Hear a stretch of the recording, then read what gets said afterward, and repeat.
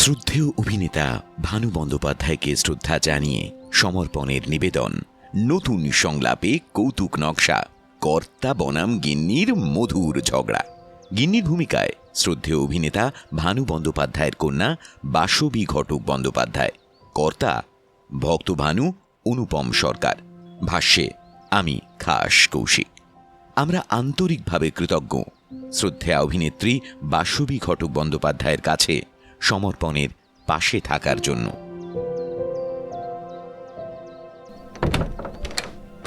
কই গো শুনশুনি, কাকা কাম সারছে, এদিকে লড়েও না সরেও না। ধুর, দেখছো ইউটিউবে একটা নাটক শুনছি, দিলে তো মুডটা নষ্ট করে। চোখ বন্ধ কইরা পাষাণের নাগাল পইরা থাকলে কার বাবার সাধ্যি বোঝে। যাওকা সারাদিন ধইরা নিজের যা নাটক প্লে করতে আসো, তার চোটে তো আমি অস্থির। কেন? আমি আবার কি করলাম? কি করো নাই, পাড়ায় চিৎকার চেঁচামেচি হইতে আছে, শুনতে পারতে আসো না? ও কিছু না, মিত্তিরের বউয়ের সাথে মিসেস দাসের গতকাল তুমুল ঝগড়া বেঁধেছিল। ঝগড়া তো গতকাল বানছিল, আর অহন কি হইতে আছে জানো? জানি তো, আমি ভালো করে বুঝিয়ে আসার পর এখন দুজনে মারামারি করছে। সাবাস, তোমারে আমার বৈপ্লবিক সেলাম। অহন ঠেলা সামলাও। কেন, আবার কি হলো? মারামারি থেমে গেছে বুঝি? থামলে তো ভালোই আছিল, নাক কান গলা দাঁত লইয়া পুরা দমে ফাইট চলতে আছে। দুইজনাই অহন কইতে আছে মীমাংসা করণের লিগা আদালতে যাইব, আর তোমারে দিতে হইব অহন সাক্ষী। যাক বাবা, এত দিনে আমার গবেষণা সার্থক। গবেষণা? কাকা কাম সারছে, তা কি লইয়া গবেষণা করতে আছো শুনি? ওই তো, কি করে অশান্তি বাঁধানো যায়।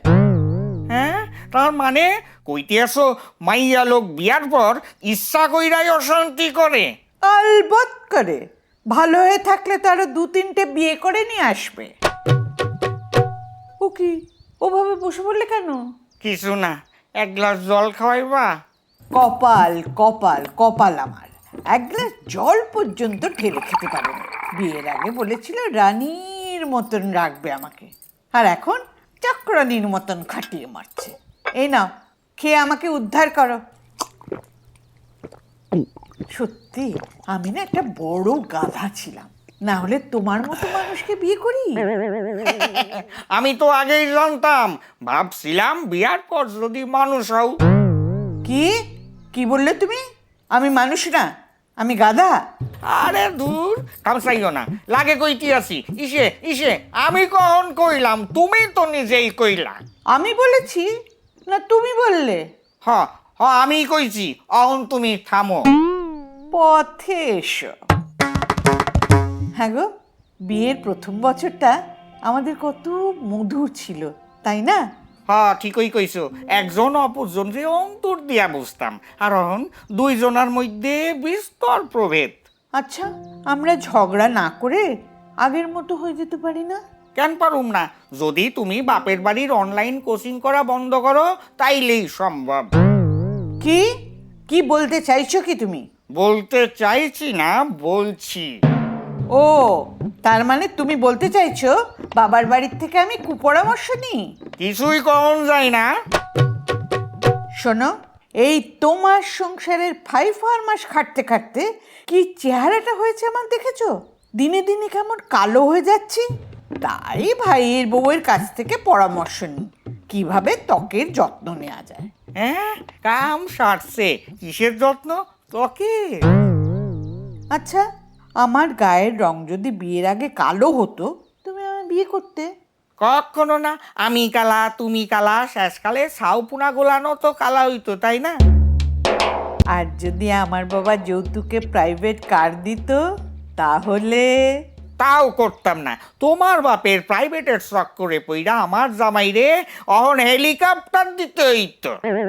বেশি বকো না, বিয়ের সময় তো কম যৌতুক নাওনি, আবার বড় বড় কথা।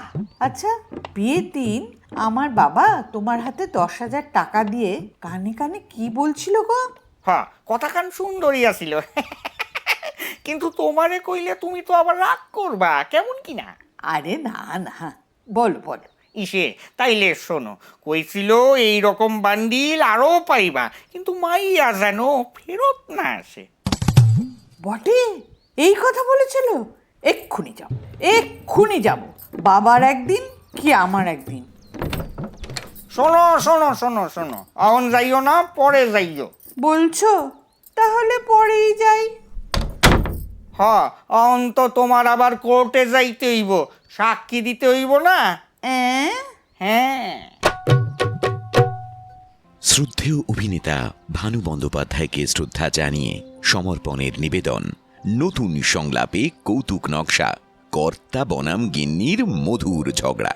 গিন্নির ভূমিকায় শ্রদ্ধেয় অভিনেতা ভানু বন্দ্যোপাধ্যায়ের কন্যা বাসবী ঘটক বন্দ্যোপাধ্যায়, কর্তা ভক্ত ভানু অনুপম সরকার, ভাষ্যে আমি খাস কৌশিক।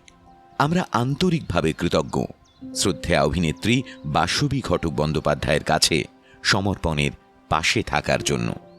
ভালো থাকুন, সুস্থ থাকুন, সমর্পণের পাশে থাকুন।